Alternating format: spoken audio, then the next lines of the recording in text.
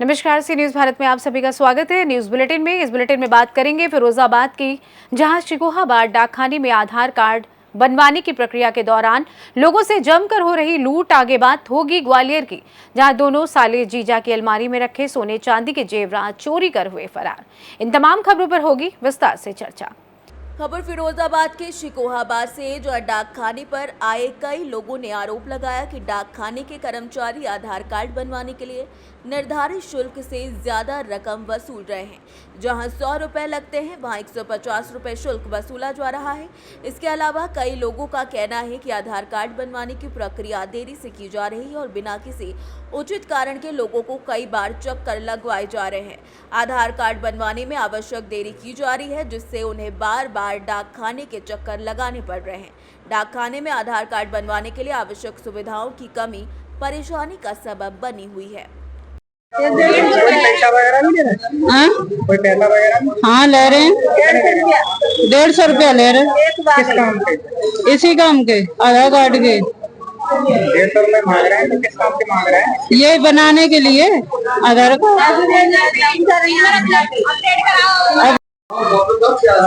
आपका परिचय क्या है और आपके में जो आधार कार्ड अपडेट हो रहे हैं, क्या क्या फीस है, किस किस नियम की? देखिए, हमारे यहाँ जो भी आधार अपडेट हो रहे हैं, हमारा सरकार की जो रूल्स रेगुलेशन है उसमें अलग अलग अपडेशन के अलग अलग चार्जेस। कुछ करेक्शंस के जो है 50 रुपये चार्जेस और कुछ करेक्शंस के 100 रुपये चार्जेस। तो जो करेक्शन कराता है उसके अकॉर्डिंग उसको चार्जेस। 50 रुपए में क्या करेक्शन है, 100 रुपए में क्या करेक्शन है? देखिए, ये अलग अलग है।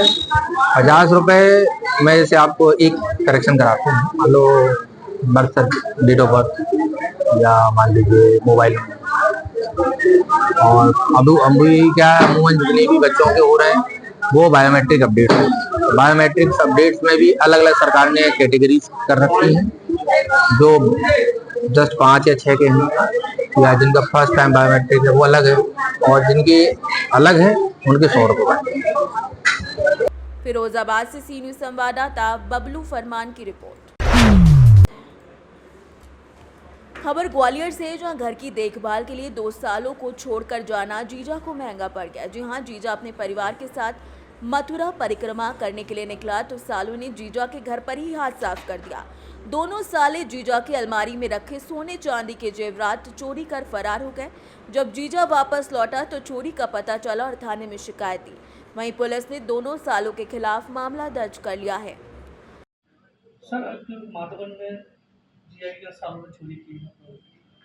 माधवगंज थाना अंतर्गत एक फरियादी सुरेश कुशवाहा हैं। उनका माधवगंज थाना क्षेत्र के रहने वाले हैं।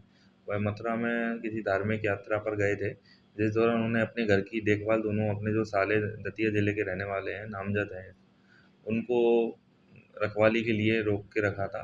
जब वह अपनी धार्मिक यात्रा से वापस आए तो घर का कुछ सोने का सामान सहित कुछ नकदी गायब थी, जिसकी कुल कीमत लगभग 85,000 रुपये आंकी गई है। उनके द्वारा रिपोर्ट की गई है कि उनके जो दोनों साले हैं उसको लेकर चोरी करके फरार हो गए। उस पर से चोरी की धाराओं में एक मामला थाना माधवगंज में पंजीबद्ध किया गया है। साथ ही उनके जो साले हैं, दोनों व्यक्तियों की तलाश पुलिस ने शुरू कर दी है और बरामद माल के संबंध में उनसे पूछताछ की जाएगी। ग्वालियर से सी न्यूज़ संवाददाता शिवम सिंह चौहान की रिपोर्ट।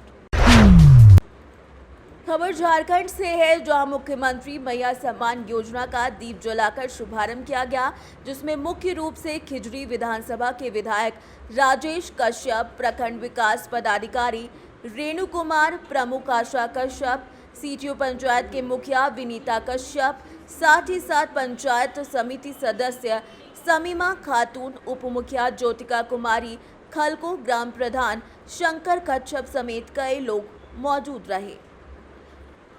रांची से सी न्यूज़ संवाददाता शहीद अंसारी की रिपोर्ट। खबर पाकुड़ से, जहां संथाल परगना के क्षेत्रीय आयुक्त लालचंद्र डांडेल ने शनिवार को लिट्टीपाड़ा में 4 मतदान केंद्र का निरीक्षण किया। उन्होंने बालक मध्य विद्यालय लिट्टीपाड़ा स्थित बूथ संख्या 33, 34, 36 और उत्क्रमिक मध्य विद्यालय रोडगो बूथ 37 मतदान केंद्र पहुंचकर उपस्थित बीएलओ सोनाली पहाड़िया, सुमिता कुमारी और मती मरांडी से मतदान केंद्र के वस्तु स्थिति से अवगत कराते हुए मृत मतदाताओं के नाम वोटर लिस्ट से हटाने और नए और छूटे हुए मतदाताओं के नाम जोड़ने के निर्देश दिए। उन्होंने बीएलओ को निर्देश देते हुए कहा कि क्षेत्र का कोई मतदाता नाम न छूटे, इस पर विशेष ध्यान दिया जाए।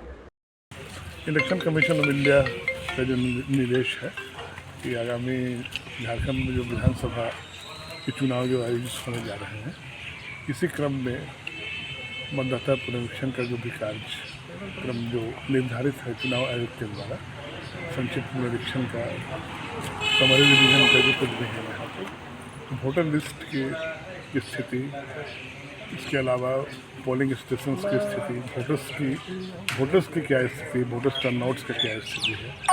लोग पिछले बार किन बूथों में टर्नआउट्स कम हुआ था, उन पर थोड़ा सा हम लोगों को अपना प्रयास करके उन्हें और अच्छे ढंग से वोटिंग की परसेंटेज को बढ़ाना है। और इसके अलावा पानी, बिजली और रैंप वगैरह की सुविधा है या नहीं, इन्हीं सारी सुविधाओं के मद्देनज़र आज पाकुड़ जिला और साहेबगंज जिला, 2 जिलों में मेरा भ्रमण अभी चल रहा है और जिसकी सारी रिपोर्ट्स रिटर्न वगैरह हम लोग अपने आयोग को भेज।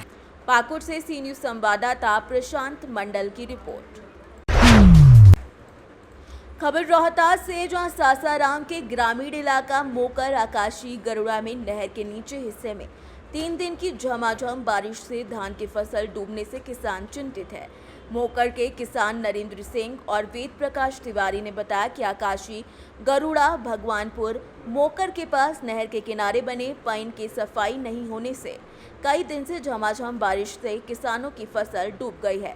किसानों ने बताया कि 3 दिन पहले तेज धूप के बीच महंगे डीजल पंप के सहारे धान की रोपाई की गई। धान रोपाई के बाद झमाझम बारिश से नहर के निचले हिस्से में सटे खेतों में पानी भर गया है, जिससे फसल डूब गई है। 3 दिन की बारिश में बाढ़ की स्थिति बना हुआ है और 3 दिन पहले अगर नहर का जो पैन है बढ़िया से सफाई नहीं हुआ है। यहाँ के स्थानीय जो प्रशासन इस पर ध्यान नहीं दे पाता है, न प्रखंड अधिकारी हो चाहे विधायक हो, नहीं डीएम साहब इस पर कोई सूझबूझ दे रहे हैं। मात्र 3 दिन की बारिश में ही हाल हो गया। कौन कौन क्षेत्र में बाढ़ की स्थिति बना? ये जितना निचला का आकाशी गरुड़ा मोकर भगवानपुर भी डूबता है। आपका परिचय? मेरा परिचय वेद प्रकाश तिवारी, ग्राम पोस्ट मोकर। अरे सर 3 दिन बारिश हुआ लगातार और 3 दिन में हम लोग का हर साल यही 4 साल से लगातार यही देखने को मिलता है। यहाँ पैन की सफाई है नहीं, 3 दिन बारिश होगा और 3 दिन में सारा फसल हम लोग को नुकसान, और कोई पूछने वाला भी नहीं है। यहाँ वीडियो प्रखंड विकास पदाधिकारी आते भी नहीं है, कौन करता है? यहाँ का जो स्थानीय विधायक है कोई खोज खबर शुद्ध लेने वाला नहीं है, वो निष्क्रिय है। और यहाँ मोकर पैन की सफाई जो भगवानपुर में, उसका अगर समय पर हो जाता तो बाढ़ की स्थिति इतना दुर्गति नहीं होता। निचले इलाके में कितना फसल डूबा है? कौन कौन गांव का? आकाशी गणुरा मोकर, सब निचला इलाका में। निचला इलाका में जो तराई में है पैन के जरिए समूचा डूब गया है। आपका परिचय? हमारा नाम नरेंद्र सिंह। कहाँ घर हुआ? घर मोकर हुआ। किसान है जी, किसान है हमारा। बिहार के रोहतास से सी न्यूज़ संवाददाता शशिकांत की रिपोर्ट। खबर चतरा से, जहां थाना क्षेत्र के चुंदरू बड़की नदी में एक बड़ा हादसा हुआ। पिछले 30 घंटे से लगातार हो रही मूसलाधार बारिश के कारण प्रखंड की सभी छोटी बड़ी नदियां उफान पर हैं। इसी तरह चट्टी गाड़ी लौंग निवासी 3 बच्चियां जंगली फुटका उठाने के लिए चुंदरू बड़की नदी के सीमांत पर स्थित जंगल में गई थी, जहां से लौटने के क्रम में नदी किनारे पर स्थित मिट्टी धंस गई, जिससे तीनों बच्चियां नदी की तेज बहाव में बहने लगी।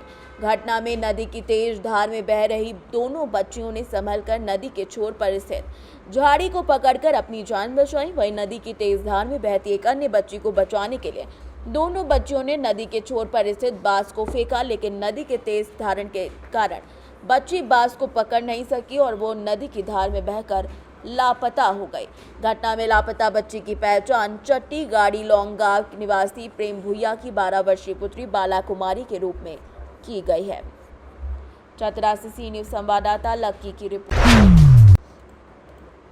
खबर जौनपुर से, जब वरदान हॉस्पिटल का उद्घाटन मुख्य अतिथि आयुष राज्य मंत्री डॉक्टर दयाशंकर मिश्र दयालु ने फीता काटकर और शिलापट कर अनावरण कर किया।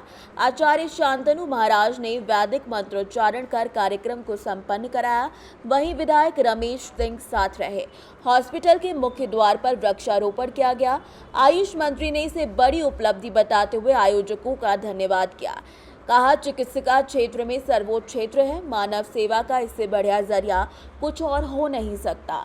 बता दें कि इसके पूर्व वरदान हॉस्पिटल द्वारा 7 दिवसीय श्रीमद् भागवत कथा का आयोजन किया गया था। इस दौरान परिवार की मुखिया कलावती सिंह, अरुण सिंह, अनिल सिंह, सुशील सिंह समेत कई लोग मौजूद रहे। बड़ी दिव्य भव्य कथा शाहगंज की धरती पर वरदान हॉस्पिटल व साड़ी संसार सिंह परिवार के द्वारा आयोजित हुई। निश्चित रूप से 7 दिन तक अमृत वर्षा हुई। हजारों श्रद्धालुओं ने बड़े मनोयोग से, बड़े तन मन धन से इस कथा को श्रवण किया।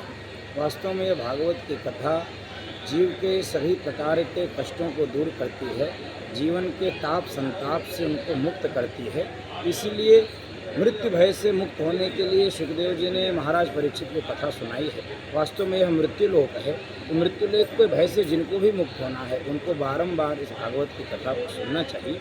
उसी क्रम में बड़ी दिव्य भव्य कथा यहाँ पर शाहगंज की धरती पर आज उसका विराम हुआ है। मुझे लगता है कि ऐसी ही कथाएँ देश व दुनिया भर के कोनों पर होती रहें ताकि विश्व की शांति मिल सके, परिवारों में शांति हो सके, जीव सुखी हो सके। वरदान हॉस्पिटल के नेतृत्व में श्री अरुण कुमार सिंह, सुशील कुमार सिंह, उनके परिवार के द्वारा जो परम आदरणीय संत श्री शांतनु जी महाराज का भागवत कथा का आज अंतिम दिन है और अपार भीड़ का दर्शन प्राप्त हुआ। मैं ऐसे अवसर पर कहना चाहता हूँ कि भागवत कथा के माध्यम से परम आदरणीय कथावाचक, देश के प्रसिद्ध कथावाचक श्री शांतनु जी महाराज जी ने। जौनपुर से सी न्यूज़ संवाददाता दिवाकर मिश्रा के साथ दीपक सिंह की रिपोर्ट। खबर कौशाम्बी से, जहां शनिवार को कौशाम्बी मेहर से जल अभिषेक कर कांवड़ियों का जत्था गाजे बाजे के साथ नीलकंठ धाम ऋषिकेश को रवाना हुआ। मेहर से हर साल सैकड़ों कांवड़ियों का जत्था नीलकंठ धाम ऋषिकेश जलाभिषेक करने जाता है। गेरुआ वस्त्र धारण किए कांवड़िए डीजे की धुन पर झूम रहे थे। जगह जगह कांवड़ियों के लिए जलपान की व्यवस्था भी की गई। बता दें कि इस मौके पर श्रवण मिश्रा, सिंटू सिंह, शिशु सिंह, राहुल सिंह समेत कई लोग मौजूद रहे।